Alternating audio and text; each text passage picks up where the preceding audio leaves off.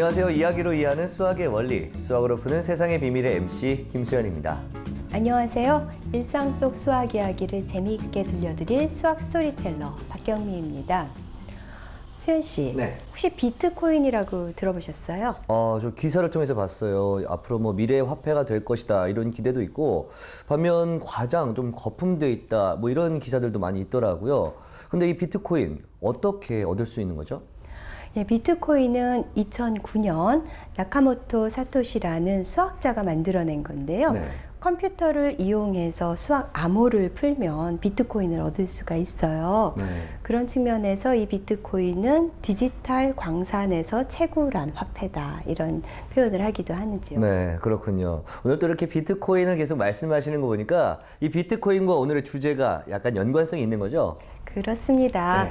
그 비트코인, 이건 이제 암호랑 관련되니까는요. 네. 오늘은 수학의 시크릿 코드인 바로 암호에 대해서 알아보도록 하겠습니다. 저는 사실 이 암호 하면요, 스파이전, 군사 작전 등 이 일반 사람들이 접근할 수 없고 좀 난해하고 풀기 어려운 수학이 좀 떠오르거든요. 예, 뭐 사실 이 암호는 이산 수학의 한 응용 분야로 난해하기는 해요. 네. 그런데 그런 거 말고 좀 일상 속에서의 좀 친근한 암호들도 있죠. 네. 스마트폰으로 이제 화면에 들어가려면은 그 암호 패턴. 그렇죠. 패턴 그리죠. 뭐 비밀번호를 입력해야 될 수도 있고, 또 우리 프로그램의 소수편에서 알아보았던 RSA 암호 같은 경우는 공인인증서나 네. 또 인터넷 그 비밀번호, 은행 그 계좌번호의 비밀번호, 이런 것에서 다양하게 쓰이죠. 그래서 오늘은 이렇게 좀 말랑말랑한 그런 암호들을 알아보도록 하겠습니다. 네, 그래도 또 교수님께서 말씀해 주시니까 조금은 쉽게 다가갈 수 있지 않을까 하는 생각이 드는데요. 그래서 준비를 해봤습니다. 소설과 영화 속에 자주 등장하는 즐거운 암호풀이 화면으로 한번 만나보시죠. As poor Ginny grows weaker, I grow stronger. Yes, Harry. 조앤 K. 롤링의 원작을 바탕으로 전 세계적으로 엄청난 사랑을 받은 해리포터 시리즈. 그중 비밀의 방편에 아주 흥미로운 암호가 등장하는데요. 비밀의 방을 찾아 호그와트 지하로 내려간 해리포터는 그곳에서 선배인 톰 마블로 리드를 만납니다.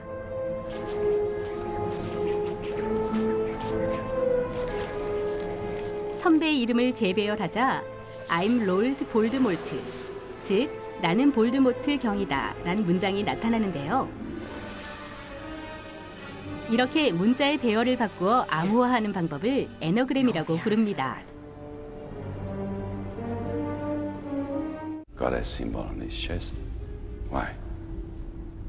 미국의 소설가 댄 브라운의 경이적인 베스트셀러 다빈치 코드에도 유명한 애너그램이 등장합니다. 영화로도 제작돼 큰 인기를 모은 다빈치 코드는 루브르 미술관에서 일어난 살인 사건을 쫓는 과정을 그리고 있는데요. What do you make of this? 미술관의 큐레이터 자크 소니에르가 죽어가며 남긴 두 줄의 애너그램.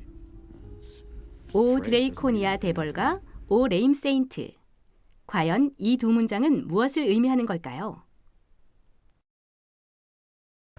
네, 벌써부터 흥미진진해지는데요. 남자분들 이런 거 막 암호 풀이하고 막 추리하고 쫓아가고 막 이런 거 굉장히 좋아하는 분들 많거든요. 그렇죠.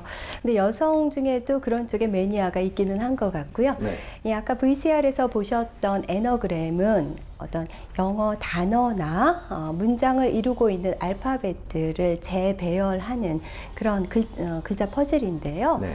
여기서는 지금 우리 풀어야 되는 게 오 드라코니안 데볼하고 오 레임 세인트, 이거죠. 네. 그러니까 뭐 어떤 단서나 특별한 규칙 없이 풀어야 된다는 말씀이신 거죠? 예, 다빈치 코드에 나오는 이 암호들은 그냥 시행착오를 통해서 정답을 찾아가는 수밖에 없는데요. 네. 오 드라코니안 데볼, 그러니까 드라콘의 악마요. 여기서 글자들을 해체하고 재배열을 해보면 네. 레오나르도 다빈치가 되고요. 네. 그 다음에 오 레임 세인트, 절름발이 성인이요. 네. 이거는 또 재배열을 하게 되면은 더 모나리자가 나와요. 네. 그래서 이 두 가지 단서를 가지고 다빈치 코드 그 소설과 영화의 주인공들은 네. 좀 더 많은 그런 힌트를 얻어서 그 진실에 다가가게 되죠. 네, 이것도 좀 재밌긴 한데 좀 이렇게 긴 문장 말고 초보자들도 쉽게 풀 수 있는 짧은 단어 같은 그런 애너그램은 없을까요? 1999년 개봉했던 영화 매트릭스 기억하세요? 그럼요. 저희 뭐 길거리에서 청소년들 또 남자 성인들도 막 총알 피한다고 이런 액션 많이 하고 돌멩이 던지면 막 일부러 과장되게 피하고 막 그랬었던 기억이 있습니다. 그렇군요. 네. 저한테는 그 키아누 리브스의 그 멋진 선글라스하고 의상 이게 기억나고 맞아요. 이 긴 코트. 그렇죠. 그래서 당시에 그 블랙 신드롬을 일으키기도 했는데 그 주인공 이름 혹시 아직 기억하세요? 주인공 이름이 그때 네오였지 않았나요? 예, 맞습니다. 네오였죠. 그러니까 NEO. 근데 얘도 애너그램에 의해서 다른 단어로 바꿀 수가 있는데 네. 그 3개짜리 알파벳으로 된 짧은 단어니까 한번 생각해 보시겠어요? 네, 아무래도 영어라서 많은 단어가 생각나진 않은데요. 저 이것 떠오르네요. 원, O-N-E. 예. 맞추셨습니다.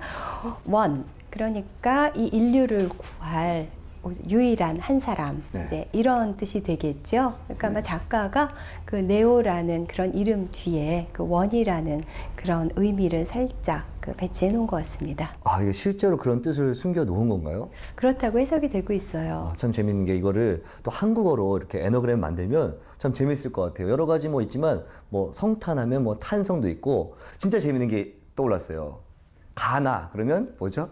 나가. 그렇죠. 나가가 되는 거죠. 이렇게 좀 친구들끼리 재밌게 게임을 할 수도 있을 것 같은데요. 예. 자살을 거꾸로 하면 살자잖아요. 그렇죠. 그래서 자살 예방 캠페인에 이 소재가 많이 쓰이기도 했었죠. 네, 제가 또 하나 기억나는 것이 이게 있었어요. 역경을 거꾸로 하면 경력이 된다. 참 이렇게 멋진 글들이 많이 있는데 평범해 보이는 단어나 문장도 그냥 넘기지 말고 그 재미를 한번 찾아보고 숨은 뜻을 생각해 보는 것도 좋을 것 같다는 생각이 듭니다. 또 뭐 우리가 살펴봤던 영화들뿐만 아니라 양들의 침묵이나 또 TV 시리즈였던 이 엑스파일에도 이 애너그램들이 많이 숨겨져 있다고 하거든요. 참 이런 것들을 찾아보는 재미도 쏠쏠할 것 같다는 생각이 드네요. 자, 그럼 다음 암호도 한번 만나볼까요? 암호의 어원은 그리스어의 비밀이란 뜻을 가진 크립토스인데요. 실제로 역사상 최초의 암호는 문자의 위치를 바꾸어 암호화하는 고대 그리스의 전치 암호입니다. 예를 들어 Help me, I am under attack. 즉, 도와주세요, 공격당하고 있어요 라는 문장을 전치 암호로 바꿔볼까요? 가로로 한 줄에 5개씩 알파벳을 배열하면 이런 사각형 모양의 배열이 나오죠. 그리고 나서 1열부터 5열까지 위에서부터 아래로 순서대로 적으면 보낸 사람과 받는 사람만이 알 수 있는 알파벳 나열이 되는데요. 이런 방법으로 암호화하는 것이 바로 고대 그리스의 전치 암호입니다. 네, 최초의 암호인 전치 암호를 한번 만나봤는데요. 고대 그리스인들은 이런 방법으로 어떤 정보들을 주고받았나요? 예, 고대 그리스의 도시국가인 스파르타에서는 네. 이제 전쟁 상황에서 정보를 주고받았는데요. 네. 사실 이제 전쟁을 하게 되면은 기밀 사항이 많아지잖아요. 그렇죠. 그래서 보통 전쟁을 통해서 암호는 발전한다 그런 얘기를 하죠. 근데 네. 이 이제 스파르타에서 있었던 그 암호는 이제 스키테일이라고 하는데요. 네. 스키테일은 그리스어로 막대기를 뜻해요. 막대기요. 그래서 이 스키테일 막대기에다가 이제 종이 테이프를 감고 보내려는 그런 암호를 적는 거예요. 네. 그리고 나서 그 종이 테이프를 풀어버리면은 글자들이 이제 막 섞이게 되면서 암호화가 되는 거죠. 여기서 다시 막대기를 감으면 그 암호가 풀리게 되는 거죠. 그렇죠. 네. 예. 그래서 일단 몇 가지 암호랑 관련된 용어를 소개할까 하는데요. 네. 이제 메시지를 보내는 쪽을 이제 송신자, 네. 받는 쪽을 수신자라고 하고요. 네. 그다음에 우리가 알아보기 쉬운 것은 이제 평문. 그다음에 평문을 암호문으로 바꾸는 것을 암호화. 네. 그다음에 받은 암호문을 이제 평문으로 다시 바꾸는 것을 복호화라고 하는데요. 네. 이 스키테일의 경우는 송신자와 수신자가 같은 굵기의 막대기를 갖고 있으면은 거기다 다시 감아봄으로써 그 원래 보내고자 했던 그런 문장을 알아낼 수가 있는 거죠. 네, 이렇게 막대기에 굵기가 같아야지만이 그 뜻을 알 수 있다는 게 참 재밌는 것 같습니다. 그 밖에도 역사적으로 유명한 암호들은 혹시 없을까요? 예, 이번에는 이제 치환암호를 알아볼 건데요. 이제 치환암호의 뜻을 좀 더 명확하게 하기 위해서 좀 전에 알아봤던 전치암호랑 비교를 해보면은요. 네. 전치암호는 애너그램이나 스키테일과 같이 어떤 주어진 단어나 문장의 알파벳들을 이제 뒤섞는 방식이고요. 치환암호는 알파벳을 다른 알파벳으로 변환시키는 방식이에요. 네, 그러니까 이 전치 암호는 메시지의 의미를 숨긴다면 치환 암호는 메시지 자체를 숨긴다. 뭐 이런 말씀이신 거죠? 예. 네, 역사 속에 유명한 치환 암호 어떤 것들이 있을까요? 예, 치환 암호의 가장 간단하면서도 대표적인 예로 카이사르 암호를 들 수가 있는데요. 네. 뭐 카이사르는 로마의 황제 율리우스 카이사르, 우리 뭐 시저라고도 하죠. 네. 그 이름을 딴 그런 치환 암호의 아주 기본적인 방식입니다. 아, 저도 알고 있어요. 이 카이사르가 자신의 친구였던 브루투스에게 딱 암살당하잖아요. 그러면서 이런 명언을 남겼죠. 브루투스 너마저도. 아, 저 기억에 남아 있어요. 예, 카이사르가 아마 죽으면서 마지막 순간에 남기고 싶었던 말은 네. 브루투스를 믿지 말아라. 그 말일 것 같죠? 그렇죠. 그래서 얘를 이제 영어로 옮기면 Never Trust Brutus인데요. 이걸 한번 이동 암호 방식으로 암호화를 해보죠. 네. 그러니까 이동 암호는 알파벳을 정해진 칸수만큼 뒤로 밀거나 앞으로 당겨서 암호화를 하거든요. 네. 그래서 만약 여기서 이제 키를 3으로 한다면은요, A를 3칸 밀어서 B이 D로 보내고, 네. B는 E로 보내는 식으로 암호화를 할 수가 있는데, 네. 이 문장을 한번 암호화를 해보겠습니다. 네, 일단 뭐 3칸씩 뒤로 밀어서 또 적는다 이런 말씀이신 거잖아요. 예, 네. 그래서 이제 그렇게 암호문을 이번에 이제 평문으로 복호화를 하려면 이번에는 3칸씩 앞으로 당기면은 그렇죠. 문장을 알아낼 수가 있겠죠. 네, 그런데 좀 이렇게 암호풀이가 좀 쉬운 것 같거든요. 근데 사실 암호를 창과 방패에서 방패로 표현하는데 이렇게 풀이가 쉬우면 아무나 다 뚫을 수 있는 거 아닐까요? 예, 맞습니다. 그러니까 A를 이제 B로 한 칸 밀 수도 있고, 그 다음에 이제 가능한 경우는 Z로 25칸 뒤로 밀 수도 있겠죠.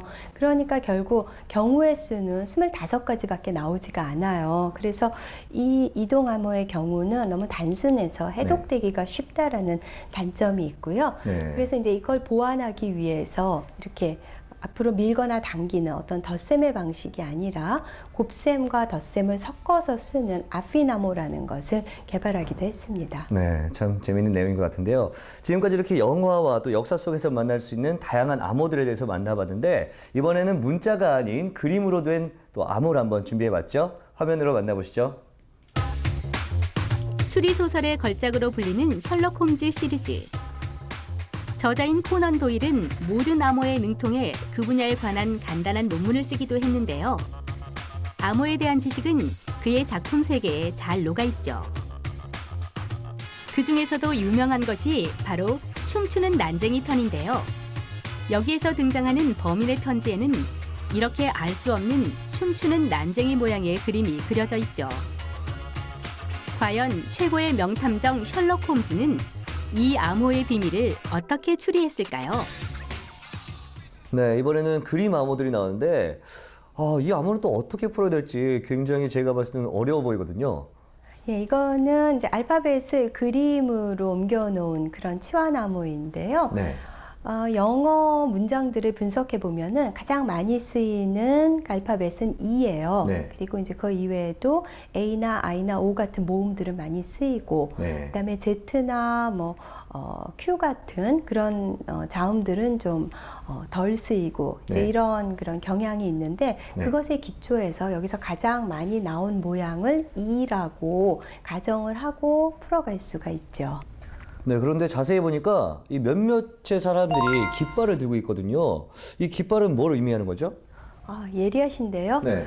이 깃발이 있는 것은 무엇을 의미하냐 하면은 그 알파벳이 단어의 마지막에 있음을 알려주는 거예요. 네. 그러니까 첫 번째 줄을 보시면은요, 제일 왼쪽부터 그 단어가 2개짜리 알파벳, 네, 이렇게. 그 다음에 4개짜리 알파벳, 이렇게. 이런 걸 알 수가 있죠. 그래서 그걸 해독을 하면은 AM, M, here, H-E-R-E거든요. 네. 그러니까 E가 똑같이 쓰였지만 한 번은 단어의 중간에 있고 한 번은 이렇게? 마지막에 있기 때문에 이제 그 깃발을 들고 앉은 그런 차이가 있죠. 네, 그러니까 이 암호를 푸는 비법은 그 영어 철자의 빈도수 그리고 단어의 끝임을 나타내는 이 깃발이다 이렇게 볼 수 있는 거죠. 예, 맞습니다. 네. 자, 이런 그 치환 암호가 나타난 또 다른 소설을 찾아볼 수가 있는데요. 에드거 앨런 포우의 황금벌레라는 작품입니다. 네. 여기서는 이제 보물의 위치를 암호화해서 제시를 하고 있는데요. 한번 보실까요? 네. 네, 아니 뭐 문자에다가 알 수 없는 기호까지 보물 찾기라는 게 확실히 쉽지는 않은 것 같습니다. 예, 그렇지만은 앞에서와 동일한 방법을 이용하면 돼요. 이것도 어차피 영어 문장을 암호화한 것이기 때문에 그 네. 문장에서는 이가 가장 많이 쓰였을 것이고요. 네. 그다음에 이 암호화된 상태에서도 어떤 한 특정한 기호나 숫자는 굉장히 빈번하게 쓰였겠죠. 네. 근데 이거 얼핏 보기에 어떠한 수나 기호가 많이 등장한 것 같으세요? 저는요, 딱 보니까 8이 가장 많이 보이는 것 같은데요. 예, 여기서 8이 33번이나 나왔어요. 네. 그래서 이제 8이 2라고 이제 가정을 할 수가 있겠죠. 아, 그럼 여기까지는 뭐 홈즈의 추리와 비슷한 모습을 띠고 있는데 그 다음은 어떻게 되는 거죠? 예, 이제 2가 8로 표현됐다는 거는 알았는데요. 네. 2가 가장 많이 쓰이는 그런 단어는 더, THE예요. 네. 그러면은 이 8이 마지막에 오면서 그다음에 3개짜리 그 모양을? 단어가 이제 네. 많이 나타난 게 무엇일까 한번 보면은요. 네. 여기 세미콜론 48, 요게 이제 더를 나타내요. 이쪽에도 있어요. 세미콜론 48. 그렇죠. 여러 번 이 세미콜론 48이 나오는데 그게 이제 그러니까 TH라고 생각을 하고 이제 또 바꿔놓고 네. 그 다음에 이제 또 그 빈도별로 그 단서를 쭉 찾아나가면 되죠. 네. 황금 풍뎅이 속 보물의 위치가 적힌 암호를 정리해 볼까요? 양피지 속 치환암호에 포함된 각 숫자와 기호의 빈도를 조사하면 다음과 같습니다. 숫자 8이 33번으로 가장 많죠. 암호문의 키워드가 알파벳 사용 빈도수라고 하면 영어 문장에서 가장 빈번하게 나타나는 알파벳은 2이므로 암호문에서 33번 등장하는 8을 2라고 추측할 수 있습니다. 또 2를 포함하는 단어면서 영어 문장에서 가장 빈번하게 사용되는 단어는 더입니다. 8이 마지막에 포함된 3개의 숫자와 기호의 결합 중 빈도수가 가장 높은 경우는 세미콜론 48이므로 세미콜론 대신 T, 8 대신 2를 각각 대입해 정리하면 다음과 같습니다. 이런 추론을 계속하다 보면 어느새 암호문은 보물을 향하는 길로 바뀌어져 있을 겁니다. 네, 그럼 교수님의 말대로 한번 풀어보면 주교성에 있는 악마의 의자 위에 있는 좋은 안경, 41도 13분 북북동 동향의 7번째 굵은 가지 해골의 왼쪽 눈에서 쏜 나무에서 직선으로 투하점을 지나 바깥으로 50피트 거기에 보물이 숨겨져 있는 거네요. 아, 지금 가면 아쉽게도 없겠죠? 그렇겠죠. 네, 오늘 암호 정말 어려웠는데 그래도 교수님과 하나하나씩 이렇게 짚어가면서 찾아보니까 그나마 좀 풀 수 있었던 것 같습니다. 예, 지금까지 알아봤던 치환 암호는요, 한 알파벳을 특정한 다른 알파벳으로 고정해서 변환시키는 것인데요. 네. 그러면은 이런 그 빈도 분석을 통해서 해독될 가능성이 있기 때문에 역시 좀 위험해요. 그리고 이런 방식은 이제 단일 치환 암호, 하나가 하나씩으로 고정돼서 변환하기 때문에 이제 이거 말고 한 알파벳이 여러 개로 변환되는 경우를 다중 치환 암호라고 해요. 이제 네. 그렇게 해놓고 나면 이 암호문에서 뭐 8이라는 게 아까는 항상 2를 나타냈지만은 네. 8이 2를 나타낼 수도 있고 뭐 다른 알파벳 A를 나타낼 수도 있는 식으로 변환이 된 것이기 때문에 네. 해독 가능성이 굉장히 낮아지는 거죠. 와, 정말 어렵겠다 이런 생각밖에 들지 않는데요. 그렇죠. 다중치환 암호는 아무래도 해독 가능성이 굉장히 낮고요. 근데 그 다중치환 암호의 대표적인 것은 16세기 프랑스의 외교관이었던 블레즈드 비게네르가 만들어낸 비게네르 암호라는 것입니다. 네. 이 암호라는 것은 이제 전쟁을 통해서 굉장히 급속도로 발전을 하게 되는데요. 2차 세계대전, 1차 세계대전, 여기서도 이제 암호전이 치열했죠. 그리고 네. 이 두 번의 세계대전을 거치면서 뭐 암호가 아주 그냥 장족의 발전을 봤다고 해도 과언이 아닌데요. 특히 그 2차 세계대전 때는 독일군이 애니그마의 원래 뜻은 수수께끼인데요. 네. 애니그마라는 기계를 이용해서 암호화를 했는데 그것이 이제 다중치환 암호였어요. 근데 그거는 이제 몇 번으로 그 복합시키면서 암호화를 했기 때문에 정말 알아내기 어려웠다고 하고요. 네. 그다음에 독일군 거를 이제 일본군도 이제 그 똑같은 기계를 사다가 그 노하우로 암호화를 했어요. 근데 이제 그것에 대응한 그 연합군의 이제 비밀 무기는 맞아 콜로서스라는 컴퓨터예요. 근데 이 콜로서스가 최초의 컴퓨터로 알려져 있고요. 네. 이것을 개발한 사람은 알란 튜링인데 알란 튜링은 이제 연합군의 암호 해독 책임자였죠.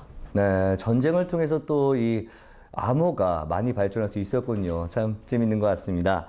최초의 그리스 암호에서 21세기 망막 식별까지 뚫리지 않기 위해서 점점 더 진화하고 있는 암호 체계. 이 난해하고 복잡할 것만 같았던 암호가 수학을 만나고 나니까 쉽게 풀리고 또 이해가 되는 모습 여러분들 확인할 수 있었는데요. 알면 사랑한다 이런 말이 있죠. 수학은 알면 알수록 더욱더 사랑할 수밖에 없는 그런 학문인 것 같습니다. 저희는 다음 주에 더욱더 재미난 수학 이야기로 찾아뵙도록 하겠습니다. 감사합니다.